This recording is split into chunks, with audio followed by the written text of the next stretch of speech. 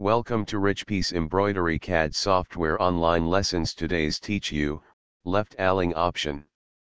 Align left, aligns those multiple objects to the left for the selected. At first make multiple vector object. Select those and go to Arrange option on menu bar.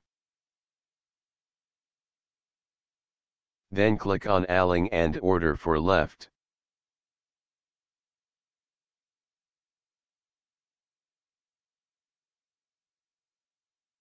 Showing you this again from different position.